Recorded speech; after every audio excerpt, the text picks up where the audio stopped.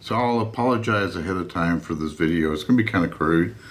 When I originally replaced my heating elements on my seats, I took some pictures, but I didn't take a lot. So I'm going to try to piecemeal something together, at least give you an idea as to what I did and how I did it. I wanted to keep it OEM. I've got a collector's edition. I didn't want to have to add additional switches for the seating, and so I wanted to keep the same switches as the car already had.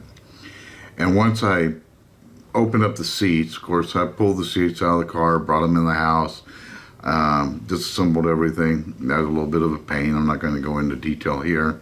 I had some trim pieces, especially on the driver's side, that had cracked and were broken. And I used a mixture of fiberglass and epoxy to repair all that back. So the epoxy will do it, but the fiberglass adds some strength to the epoxy so it doesn't crack again.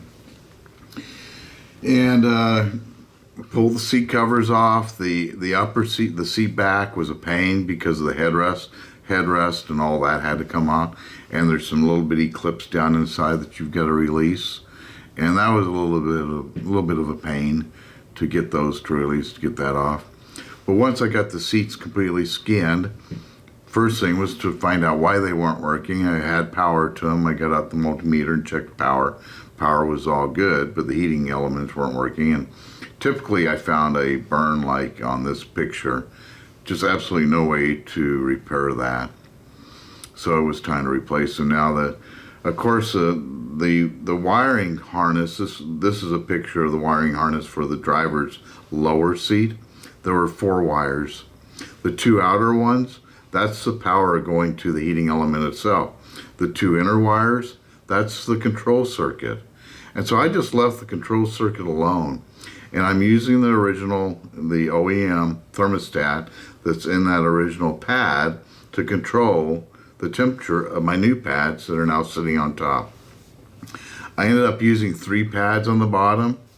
One probably would have been fine, but overkill. Okay, so I kind of screwed up. I went overkill.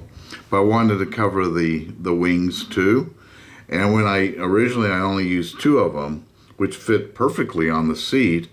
But then in the center, there was a cold area, and that's right where the thermostat for the car was sitting.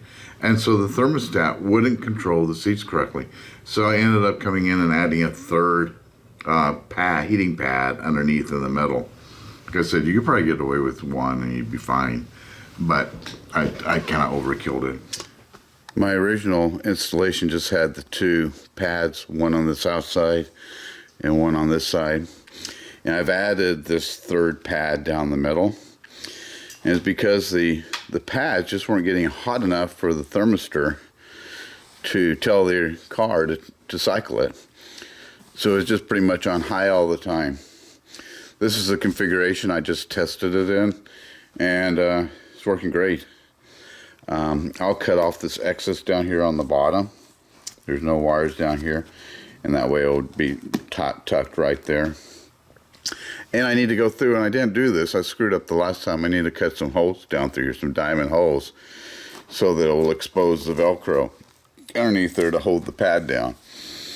The ones across the front here, they tie down. I use tie wraps. Normally they're ring loops.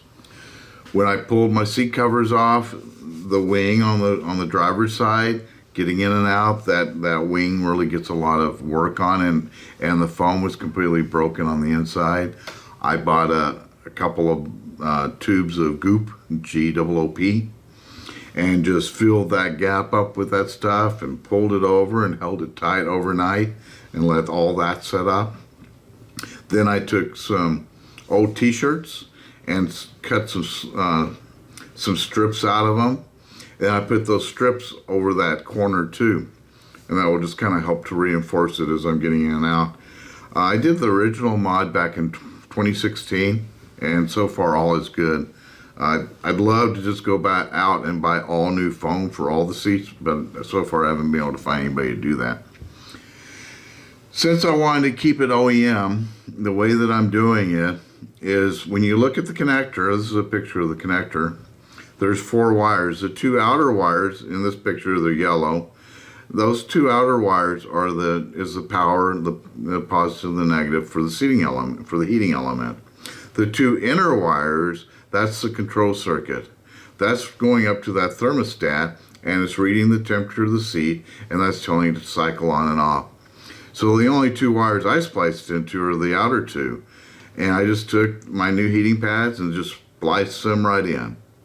And now it's controlled by the cart on the original cycle, on the original system. It wasn't real hard.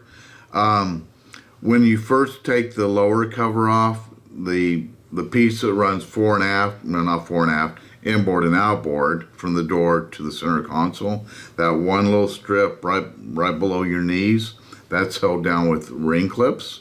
So you kind of got to peel that up and get in there with some pliers and either cut them or unlock them so you can pull it back out.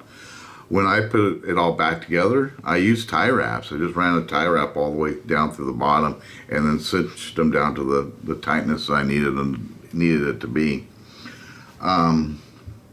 Along the sides and all the way across the back, you'll see that there's Velcro.